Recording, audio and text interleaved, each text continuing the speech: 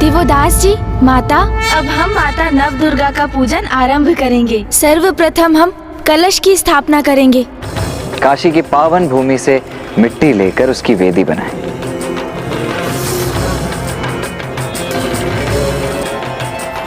और उसमें जौ रोपकर उस पर स्वर्ण, तांबे अथवा मिट्टी का ही कलश स्थापित करें।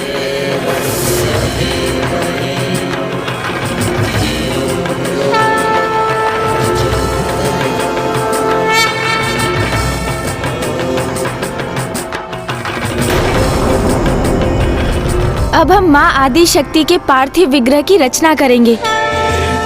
मणिकर्णिका घाट पर माता के मंदिर और विश्वनाथ मंदिर से ली गई पावन मिट्टी से हम माता के श्री विग्रह की रचना करेंगे।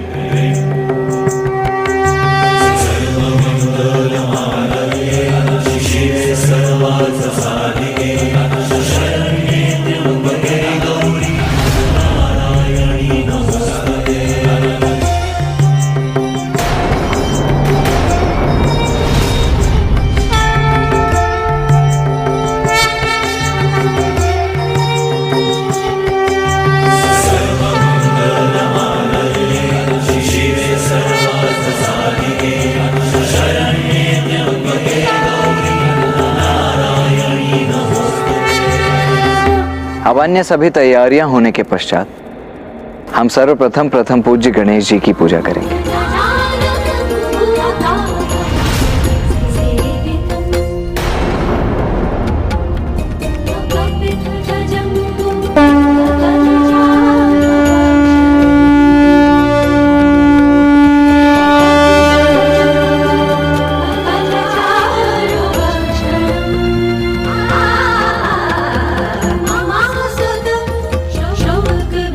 ओम गणपतये नमः।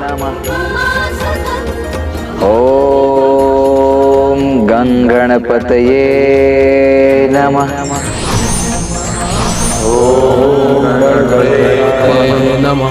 ओम गणपतये नमः। ओम गणपतये नमः।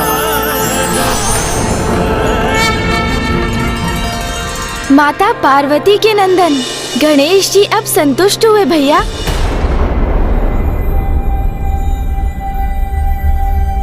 गणेश जी संतुष्ट हो गए? ये आपको कैसे ज्ञात हुआ?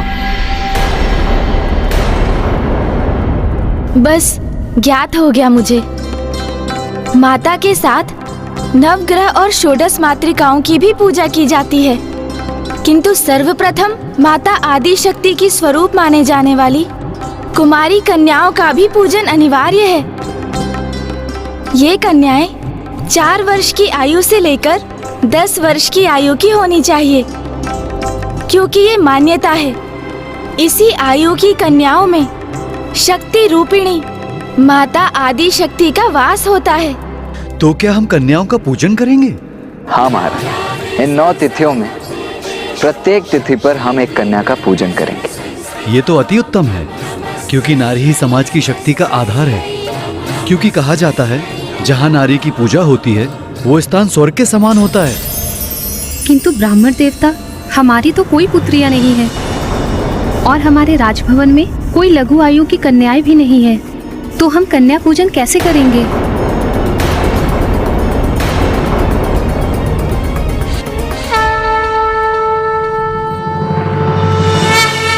माता, हमें आशीर्वाद दीजिए कि हम नवरात्रि की प्रथम तिथि पर किशोरी पूजन करने में समर्थ हों। अवश्य पुत्र।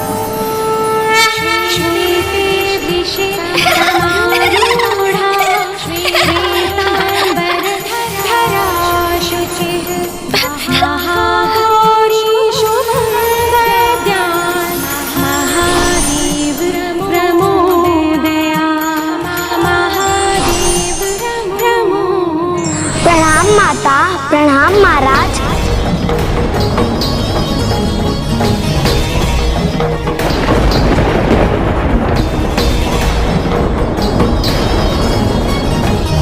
प्रणाम ब्राह्मण देवगण। प्रणाम माता।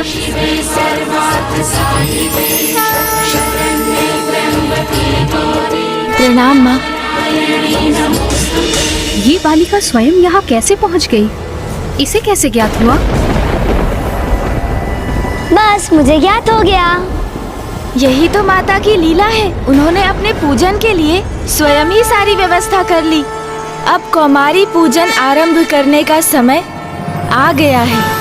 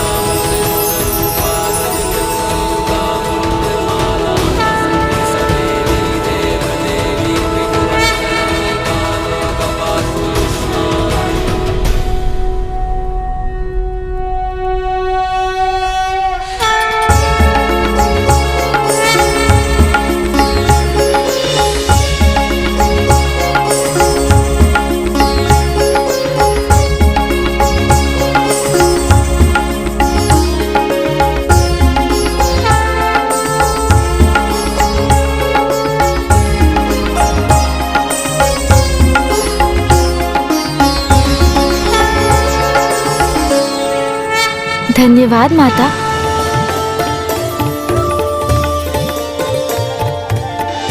गुणेश जी, नवरात्रि की प्रथम तिथि पर अब मैं माता के 9 रूपों की कथा सुनने के लिए अति उत्सुक हो रहा हूँ। तो सुनिए राजा देवोदास, नवरात्रि में माता के 9 रूपों की उपासना की जाती है। प्रत्येक दिवस माँ की ही एक स्वरूप की पूजा की जाती है, जिन्हें हम माँ शैलपुत्री, ब्रह्मचारिणी, चंद्रघंटा, कुष्मांडा, स्कंद माता, कात्यायनी, कालरात्रि, महागौरी और सिद्धिदात्री के नामों से जानते हैं।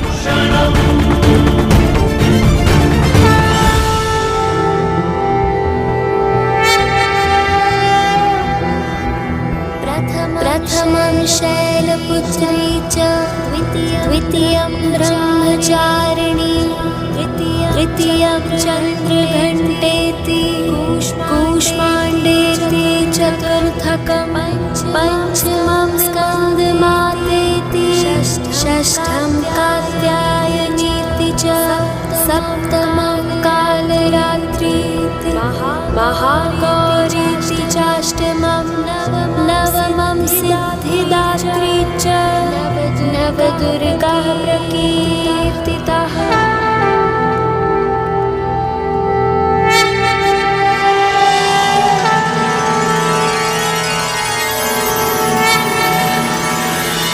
आज नवरात्रि के प्रथम दिवस पर हम माँ के शैलपुत्री स्वरूप का पूजन करेंगे और उनकी कथा भी सुनेंगे। अवश्य ब्राह्मण देवता, किंतु उसके पूर्व ये भी बताने की कृपा करें कि माँ किसकी प्रतीक हैं? अति उत्तम प्रश्न किया है आपने महाराज दिवोदास। माँ तो वो शक्ति है, प्रकृति है, जिन्होंने महादेव के संयोग से इस संसार को जन्म दिया है।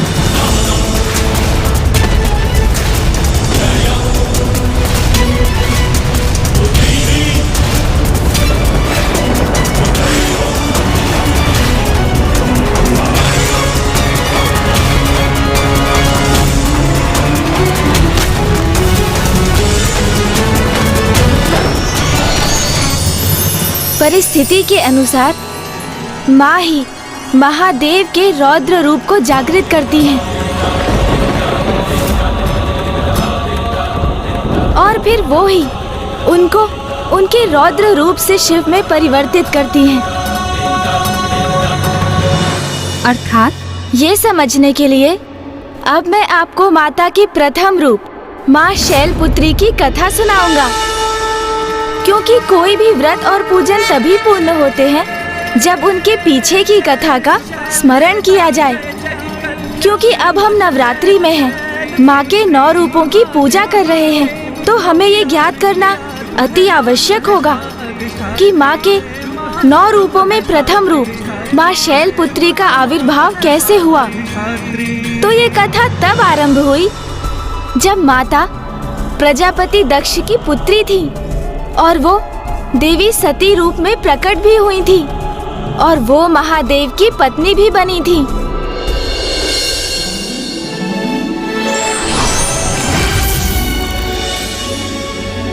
प्रणाम ब्रह्मदेव। प्रणाम नारायण। मैं भृगु ऋषि संपूर्ण सभा की ओर से करबद्ध हो आपका स्वागत करता हूँ।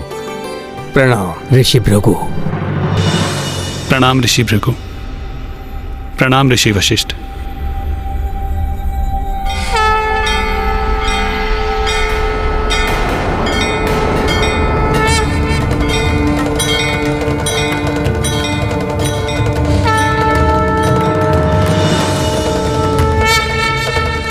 मैं तो मना रहा था कि महादेव यहाँ ना आए, किंतु उसके विपरीत हो गया।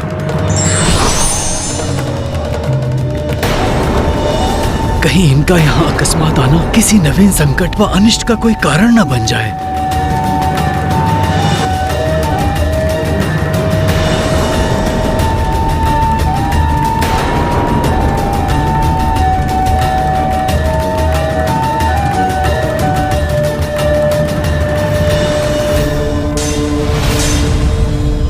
महादेव के साक्षात दर्शन पाकर हम तो धन्य हो गए। ऋषि वशिष्ठ, आपने हमें इस विशिष्ट ज्ञान सभा में आमंत्रित किया, ये तो हमारे लिए बहुत सम्मान की बात है।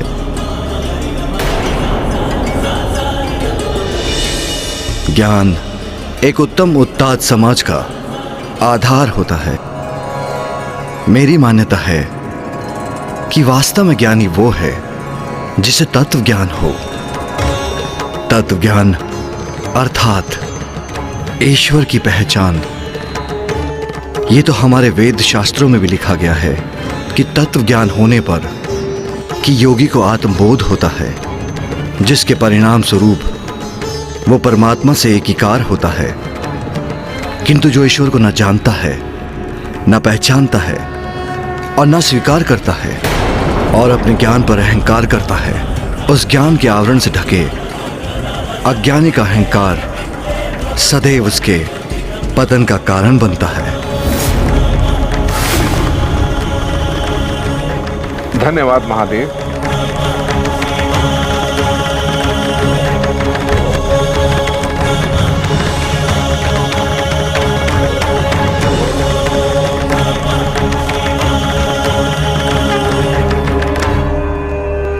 महादेव ने आज की सभा का विषय तो निर्धारित कर ही दिया है और वो है तत्व ज्ञान। ब्रह्मदेव, आप भी इस पे प्रकाश डालने की कृपा करें। प्रजापति दक्ष, जिन्हें ब्रह्मदेव ने ब्रह्मांड के अधिपति के पद पर स्थापित किया है, पधार रहे हैं।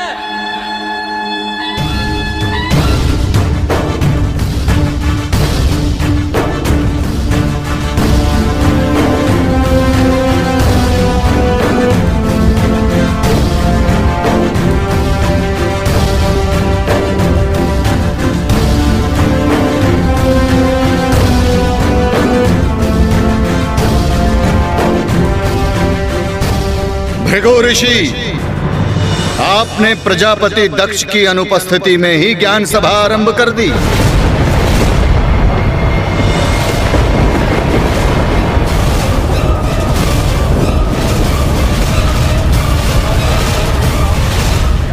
कदाचित भूलवश आपने मुझे इस ज्ञान सभा में आमंत्रित कर दिया, जहां मुझे नहीं आना चाहिए था। ऋषिवर, ये क्या कह रहे हैं प्रजापति दक्ष?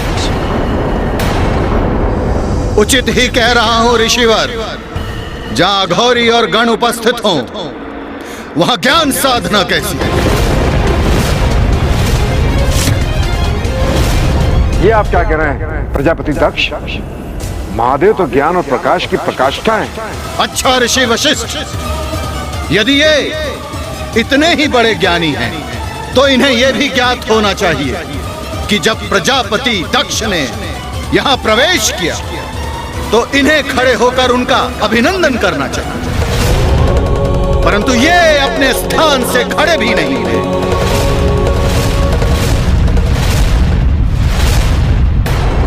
दक्ष, अपने स्थान से उठा तो मैं भी नहीं हूं, और मैं भी अपने ही स्थान पर स्थित रहा। ब्रह्मदेव, आप मेरे पिताश्री हैं।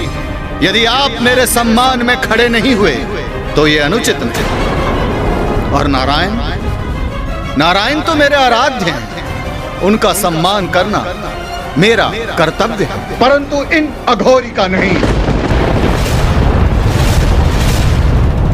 तो फिर महादेव भी तो तुम्हारे ही जमाता हैं। उस दुर्भाग्यपूर्ण सत्य का स्मरण मुझे मत कराइए पिताश्री। ये मेरे पुत्री के पति अवश्य हो सकते हैं, परंतु मैंने इन्हें कभी अपने जमाता के रूप में स्वीकार नहीं किया। छलपूर्वक मेरे परिवार में प्रवेश कर मेरी पुत्री से विवाह किया, तो क्या ये मुझसे समानता के अधिकारी हैं? कदापि नहीं।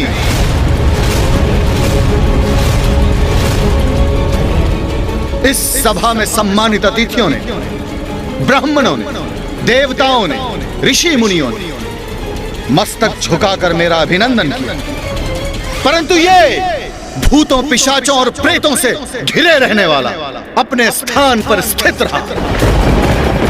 और तो और अपने नेत्र बंद कर ध्यान करने का ऐसा ढोंग कर रहे हैं जैसे इनसे बड़ा ईश्वर पूरे संसार में कोई ना हो।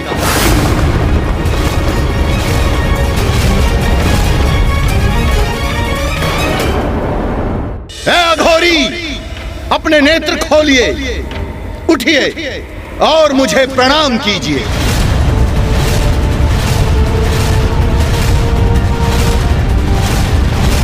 मेरी पुत्री से विवाह किया, इसका अर्थ यह नहीं कि आपको मैं कोई विशेष अधिकार दूंगा। शमशान में निवास करने वाले इन निर्लज को मेरे समक्ष स्थान ग्रहण कर स्थित रहने में लज्जा नहीं आती? प्रजापति होने के नाते मुझे इन्हें इनकी इस उदंडता का दंड तो अवश्य देना होगा।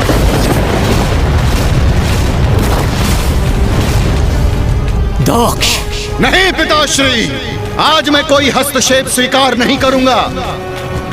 आज इन्होंने अपनी उदंडता से मेरा ही नहीं पूरे धर्म का अपमान किया है। इनकी इस उदंडता का दंड तो इन्हें अवश्य मिलेगा।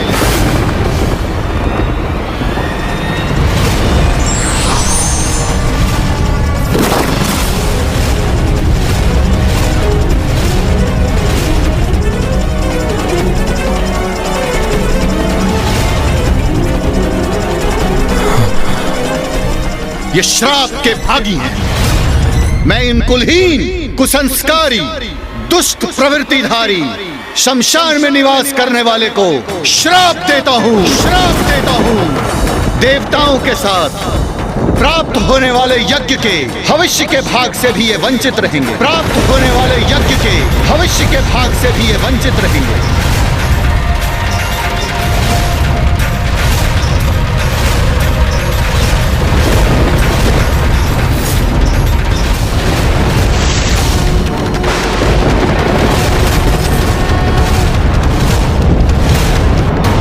दक्ष, ये तो साहस कैसे किया तुमने? अनर्थ, घोर अनर्थ किया है तुमने। कैसे मूर्ख हैं आप, जो समस्त वेदों के आधार हैं। आप उन्हें यज्ञ के फल से वंचित करेंगे जिनके स्मरण मात्र से सभी यज्ञ सफल हो जाते हैं और सभी तीर्थ स्थान पवित्र हो जाते हैं। आपने उन्हें ही यज्ञ के भविष्य से वंचित कर दिया। उद्दंडता की पराकाष्ठा तो आपने की है प्रजापति दक्ष। क्षमा कीजिएगा ब्रह्मदेव, किंतु आपने किस मूर्ख अज्ञानी को प्रजापति के पद पर स्थित कर दिया, जिन्हें शिव का, उनकी महिमा का परिचय ही नहीं है। बस, घृणा है मुझे उस स्थान से और उस स्थान पर जाने से जहां तुम्हारे अन्यगण और तुम्हारा यह अघोरी स्वामी उपस्थित हो। जैसे स्वामी है वैसे ही उसके गण अभद्र, असभ्य, अहंकारी हैं। जाओ, मैं तुम सभी को श्राप देता हूं। तुम सभी वेद से बहिष्कृत रहोगे। वेद के मार्ग से भ्रष्ट और ऋषि मुनियों द्वारा त्यागे जाओगे। तुम सभी हड्डियों का आभूषण धारण कर मदिरा पान में व्यस्त रहो। ये सभी गणों को मेरा श्राप है।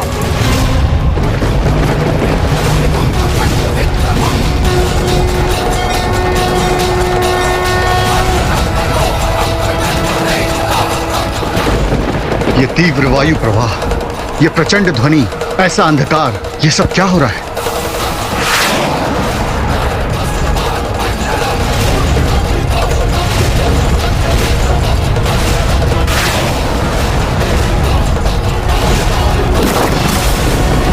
तो क्या इसी मध्य माता शैलपुत्री आ गई गणेश जी? प्रजापति दक्ष और महादेव के मध्य जो कुछ भी घटित हुआ वो सब माँ की ही लीला थी और उसी लीला के परिणाम स्वरूप आगे चलकर होने वाला था माता देवी सती का पुनर्जन्म। आप आगे की कथा जानने के लिए जितने उत्सुक हैं राजा देवोदास, उससे कहीं अधिक व्याकुल मैं हूँ आपको बताने के लिए कि आपने पिता श्री महादेव को काशी एवं माता से विलग कर कितनी बड़ी भूल की है। और अब इसी के साथ आपको ये भी ज्ञात होगा कि क्यों अब आपके जीवन के मात्र 10 दिवस ही शेष रह गए हैं। किसी भी व्यक्ति को पद का अहंकार नहीं होना चाहिए, अन्यथा भूल होने की संभावना बनी रहती है।